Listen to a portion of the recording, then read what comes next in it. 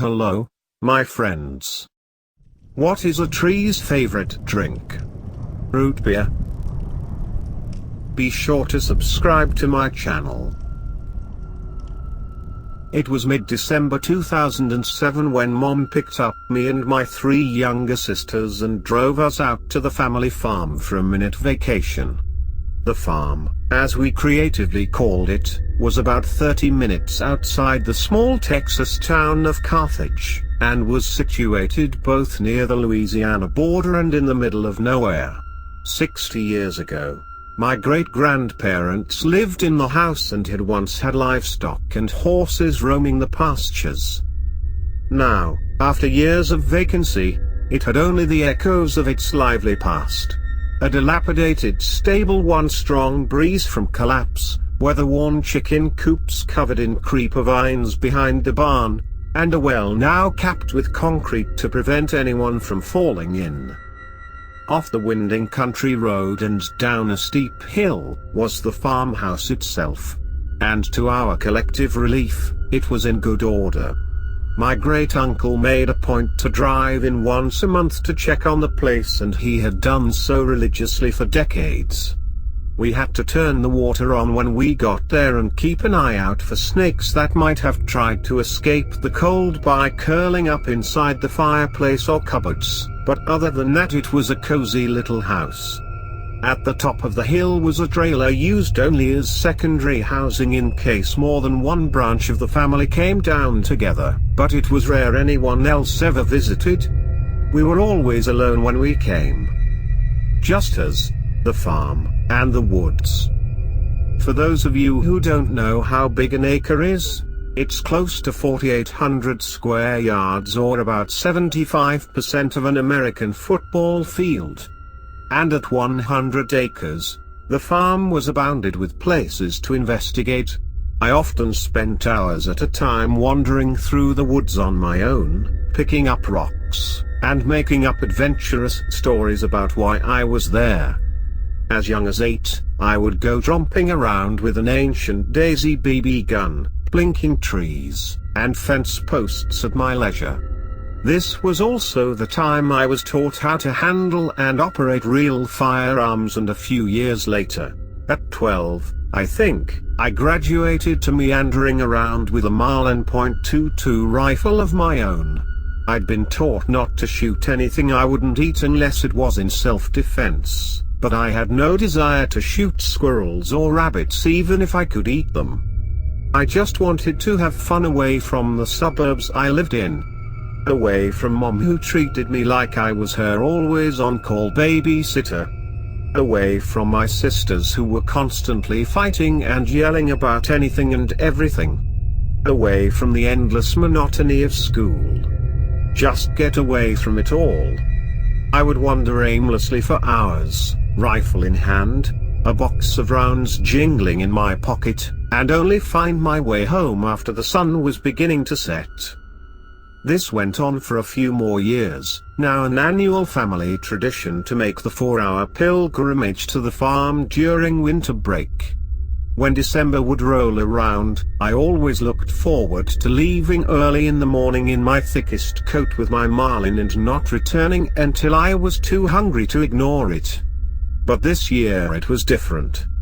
My great-uncle, who had owned the farm for the last 30 years, was now decrepit with age and had lost much of his memory. Knowing he was experiencing the onset of dementia, and ever the practical businessman, he passed the deed down to his 2 sons. They split ownership, and one of them remained in Montana where he had a house. The other moved to the farm. When we pulled into the driveway, he was waiting for us with a wide smile on his face. He was a gruff but kind man, one who valued family above all else and loved to engage in anything and everything he could if it involved kin. It was this that eventually led to the 2 of us at the local feed store to buy hunting licenses. He had heard from Mom how much I loved to shoot, and being a grizzled old country boy, former Marine, he simply had to take me out to bag my first deer. Fearing I would offend him if I declined his offer, I found myself up at 3 a.m. the next morning with a beat-up old 30.30 in my hands. We hopped in his truck and moseyed through the mowed pasture straight to the tree line. He told me to hop out and handed me a flashlight. Reluctantly, I left the warm cab of the truck for below freezing darkness. He asked me if I knew where the leaning oak was, and of course, I did. It was a tall oak tree that had grown out of the ground at a near 45-degree angle, making it relatively easy to climb. He told me to go straight to it, climb up ways, and wait until it was bright enough to see. Only then was it legal for me to take a deer that happens through. I chewed my lip nervously but did as he said. I had expected him to accompany me. After all, this was his idea. But once I was out, he drove back to the house for some more sleep and I was left standing alone in the night. Everything, and I does mean everything, was pitch black, like someone had poured black ink into my eyes. There was no difference between open space and trees. I might as well have been walking with my eyes closed and blindfolded. I inched forward slowly, terrified of how much noise my own footsteps were making. Frozen leaves crunched under my boots, twigs snapped. In every direction, I could hear movement rustling through the underbrush around me on all sides. I turned on my flashlight and immediately felt like the world was closing in on me. I was a beacon. Anything in the woods that may have wondered if something was there now knew for sure. My heart raced and I had a silent internal conflict as to whether or not I should turn the light off. I didn't like being visible.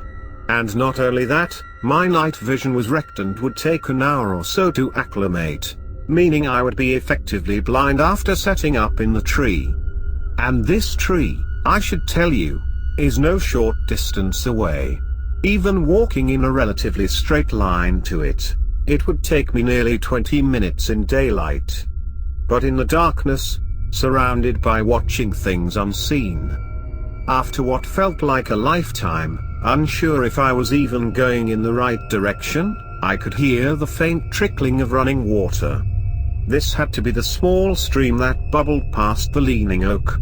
I followed the noise to the water, then walked alongside it for a few minutes until, sure enough, after sliding between two trees, I came face to face with the old spot.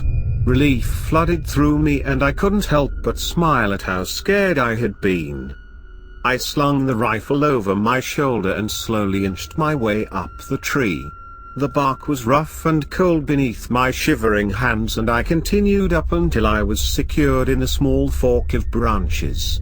Imagine a capital Y, and picture me sitting right where the limbs meet, with the two upper extensions close enough to support my back. All in all, for a tree in the middle of nowhere, it was pretty comfortable.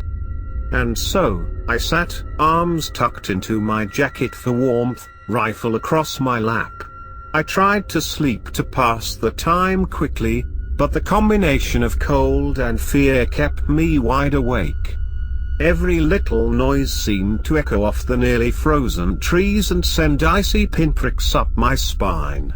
I shut my eyes and pulled the drawstrings on my hood to tighten it around my face.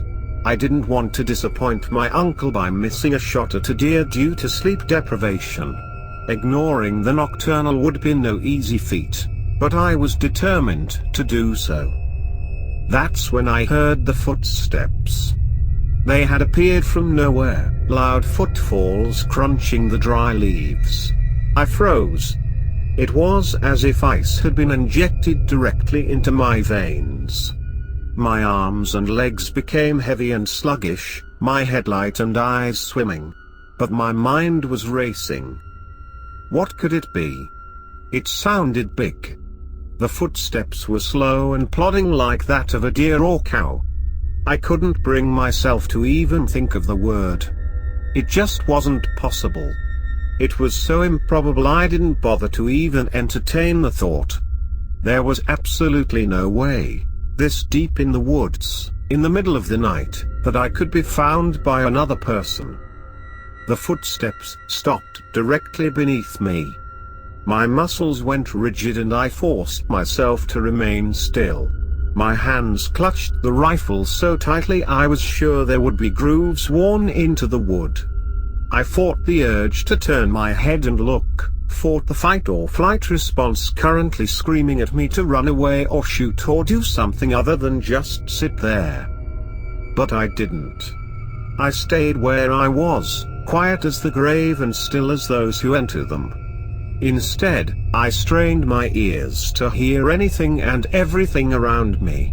I don't know if I was assisted by the darkness, similar to the blind eventually gaining hearing above and beyond ordinary levels, but I did, indeed, hear something. And it made my skin crawl.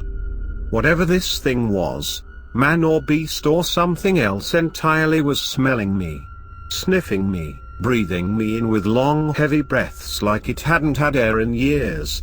And I kid you not, it touched me with what I can only assume was some kind of snout.